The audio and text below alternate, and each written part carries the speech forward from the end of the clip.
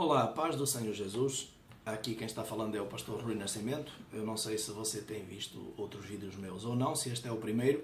Então, eu quero dizer para você que este vídeo é uma sequência de mensagens que estão sendo trazidas a cada dia e que você pode sempre procurar no Google. Se você colocar Salvação e Vida Eterna ou Pastor Rui Nascimento, você vai encontrar todos os vídeos desta série que eu estou postando, que estou colocando a cada dia que passa, essas mensagens que eu estou trazendo sobre o Evangelho, sobre as boas novas.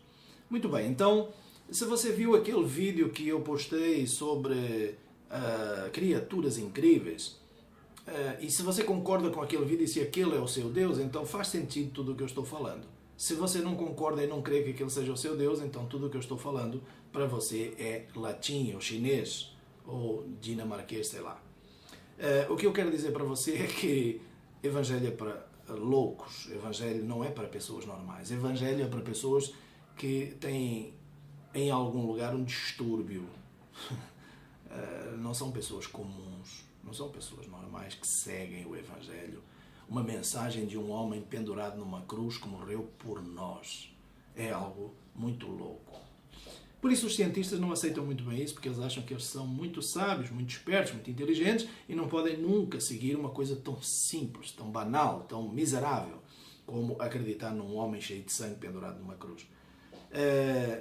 Muito bem, para trazer um pouco de luz sobre isso e esclarecimento um pouco maior sobre isso, eu quero iniciar agora, depois desses vídeos que nós colocamos para termos o primeiro contacto com Jesus, eu quero agora trazer uma sequência que possa ser um pouco mais abrangente e que penetre um pouco mais na história da fundação do mundo, na história desse Deus criador, do Deus de Abraão, de Isaac e de Jacó, o Deus da Bíblia, e quero me expandir um pouco mais pelas Escrituras. Bom, hoje eu gostaria de ler uma passagem que está escrita em Mateus, que é muito louca.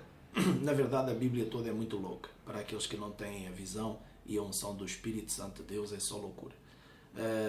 Já começa essa loucura lá no Jardim do Éden, a mulher está lá plantada. Na verdade, antes da mulher estar lá, já começa a loucura de Deus fazer o homem adormecer, tirar uma costela e fazer uma mulher. É coisa muito louca. E depois, mais louco, é uma cobra chegando falando com uma mulher. Então, é só loucura atrás de loucura. E se nós não tivermos o Espírito Santo de Deus, não vamos entender nada disto. Muito bem, então Mateus capítulo 4, lá no versículo 18, está narrado o seguinte. Andava Jesus junto ao mar da Galileia e viu dois irmãos, Simão, chamado Pedro, e André, os quais lançavam as redes ao mar, pois eram pescadores. E disse-lhes Jesus, vinde após mim, e eu vos farei pescadores de homens. Imediatamente eles deixaram as redes e o seguiram. Indo um pouco mais longe, viu outros dois irmãos, Tiago, filho de Zebedeu, e João, seu irmão. Estavam num barco em companhia do seu pai, consertando as redes. Jesus os chamou. Eles, deixando o barco e o seu pai, imediatamente o seguiram.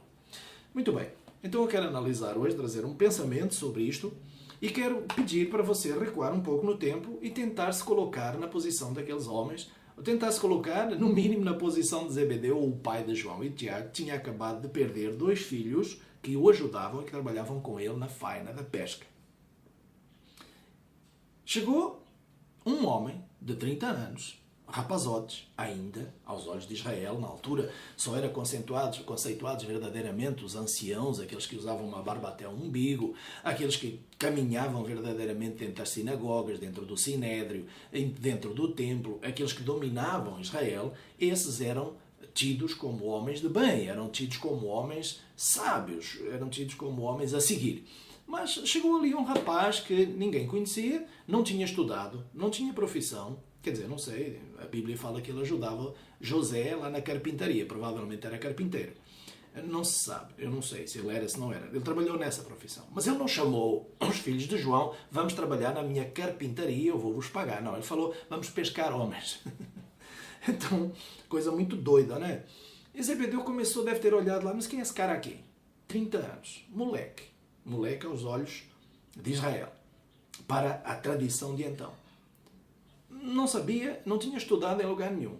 E o Senhor Jesus falou que, olha, as raposas têm covis, os pássaros têm ninhos, mas o Filho do Homem, eu não tenho nem onde reclinar a cabeça, não tenho nada.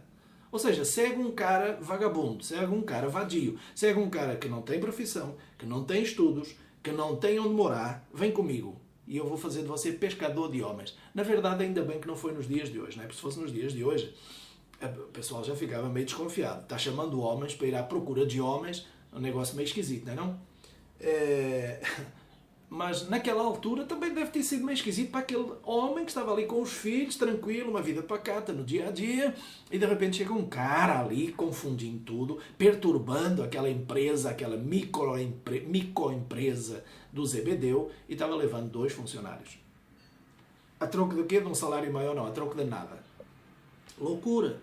Loucura. Loucura. Pedro era casado, nós sabemos.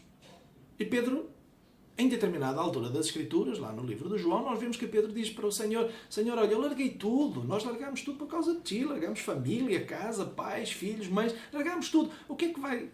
Como é que vai ser de nós? Jesus diz assim: olha, aqueles que largaram tudo por causa da justiça e do reino de Deus herdarão a vida eterna. Uf, coisa boa. E quem paga as minhas batatas? Quem paga o azeite? Quem paga o aluguel da casa? E quem paga a escola dos meninos? E quem paga a gasolina para o carro? E quem paga as contas de telefone? E quem paga os impostos? Vida eterna não paga nada disso, não. Mas o Senhor acrescentou: e nesta vida herdarão 100 vezes mais. Bom, aí já fica uma esperança. Mas Pedro estava esperando, né? Porque 100 vezes mais. E eu fico imaginando a esposa de Pedro. Pedro chega em casa e diz: Miriam, não sei o nome dela, estou inventando. Eu vou dar umas voltas aí durante uns tempos, não me espera não. Porquê? Você vai para onde? Não, apareceu um cara aí, lá de Nazaré, e ele falou que eu vou herdar o reino dos céus e vou pescar homens. Coisa doida, não é não? Aí a Miriam olhou para ele assim: você quer, como é que é? Você vai aonde? E ele é rabino? Não, ele tem só 30 anos, ele não estudou lá com Gamaliel. Mas, Pedro, a troco de quê que você vai seguir esse cara? Quem é ele? Não sei, ele chegou e diz que eu vou pescar homens. Eu quero lembrar você que o Senhor Jesus ainda não tinha feito milagre nenhum. Então, nem para Pedro, nem para João, nem para Tiago, nem para André, nem para ninguém sabia quem ele era, ninguém sabia nada. E a esposa de João e o Zebedeu já estavam de olho torto, olhando para ele com certeza. A esposa de João não, a esposa de Pedro. O que aconteceu com o meu marido? Que mosca picou o Pedro? Ele está indo embora por causa de um cara, atrás de um homem. Ai. O que o Pedro virou? Eu fico imaginando, e é lícito a mulher dele pensar, sei lá o quê. Eu estou-me colocando no lugar dela. Eu estou-me colocando naquela situação. Estou recuando no tempo e estou me imaginando. E isso me leva aos meus dias. E eu penso assim: puxa vida, eu estou seguindo o mesmo Senhor. Eu não conheço Ele. Eu nunca o vi. Pedro ainda viu Ele. Olhou para Ele. Ainda viu Ele. Deve ter visto ali alguma coisa muito especial naquele olhar. Deve ter visto, não, com certeza que viu. Mas eu não vi. Eu não vi o Senhor. Eu não sei qual é a cor dos cabelos dele, dos olhos, a altura, se é baixo, se é grande, se é gordo, se é magro. Eu não sei nada. Eu nunca vi Ele. E pela mesma razão que Pedro deixou tudo, eu segui o Senhor Jesus e eu deixei tudo. Sabe porquê? Nós vamos esclarecer isso daqui a pouquinho. Mas o Senhor Jesus já tinha preparado todas as coisas, Ele tinha preparado todo o caminho. Ele sabia muito bem que na cabeça da esposa de Pedro devia estar algo confuso. Aí eles, ao saírem de uma sinagoga, logo no início, depois dos seus primeiros milagres, Jesus falou assim: Pedro, vamos lá na tua casa. E foram lá em casa de Pedro para almoçar, e quando Pedro chegou com Jesus, deve ter tido aqueles olhares assim meio de lado: quem é esse cara? Não, esse cara que veio roubar o meu marido, que levou o meu marido para fora de casa, que anda prometendo ele que ele vai pescar homens. E que loucura, chegou aí esse louco. Chegou aí. Ainda vou ter que fazer almoço para ele. Mas estava tudo pronto, tudo preparado. Jesus sabia que aquela mulher, sogra de Pedro, estava lá enferma, com febre, acamada. E para não deixar dúvidas para ninguém, Jesus chegou junto dela, tocou ela e falou: levanta-te. Ela levantou-se, automaticamente, imediatamente a febre a deixou e ela se levantou e os serviu. Então, na verdade, o Senhor Jesus prepara todos os caminhos, prepara todas as coisas. Deus tinha tudo muito bem preparado e a partir daquela hora todas as dúvidas, se havia em algum lugar em mente, foram completamente dissipadas. Quero dizer para você que na sua vida vai ser igual, mas para isso precisa ter fé.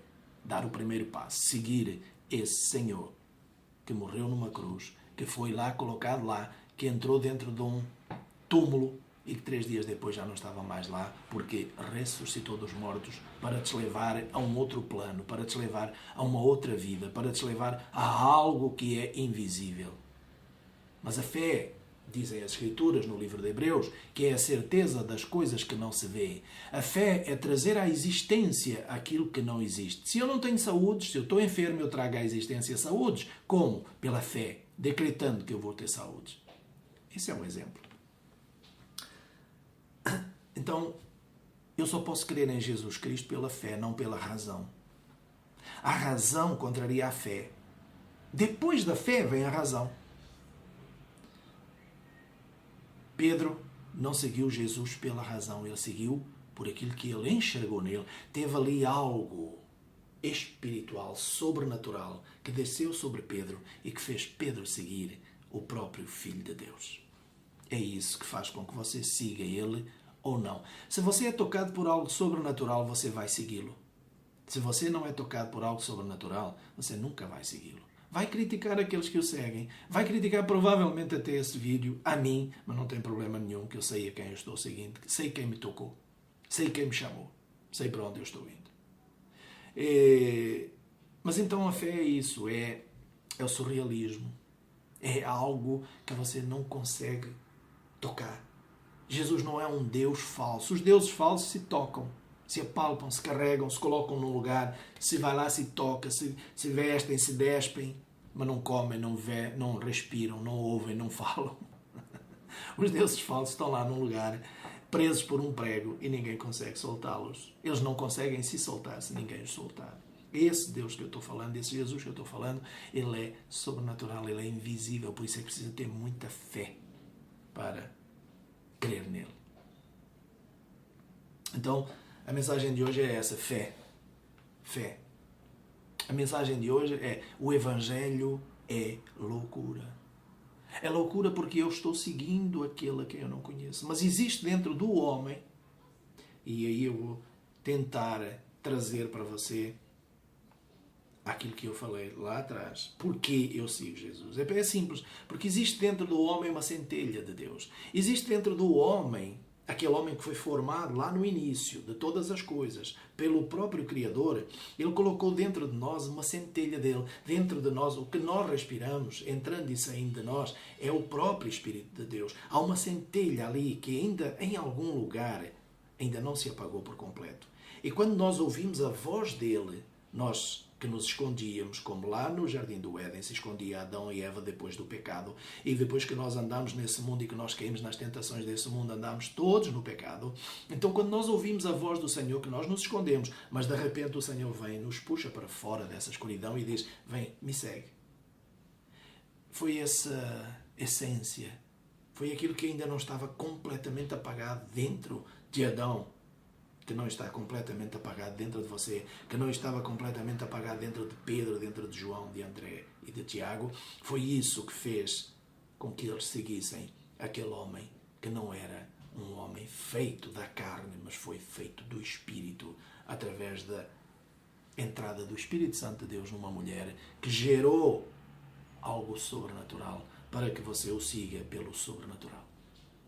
Existe no nosso interior um vazio, um vácuo. Existe no nosso interior, por mais alegres que nós sejamos, extrovertidos, que nós rimos e cantamos e dançamos, mas em determinado momento da sua vida existe um vazio. Existe aquele momento onde você vai fazer promessas para todos os santos, levar velas em todo lugar, até vai andar de joelhos em Fátima, vai lá arrastar os joelhos, vai lá sangrar dos joelhos. Quem diz Fátima diz Aparecida, diz sei lá o quê. Vai ter momentos na sua vida que são momentos, por mais feliz e alegre que você seja, você vai ter momentos na sua vida onde você vai ter desespero e você faz todas as promessas e mais algumas para conseguir sair disso.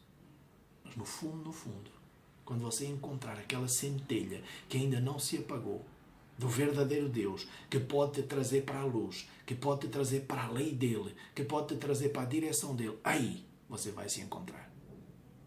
E vai se encontrar com o único que morreu para pagar a sua conta. E depois no próximo vídeo nós vamos trazer algo sobre isso. Como é que conta é essa e o que é que ele pagou. Mas então, se você está se sentindo cativado por essas palavras do Evangelho, se você está sentindo no seu interior algo mexer, é porque o Senhor Jesus também está te chamando e está dizendo: segue-me e vamos ser pescadores de homens.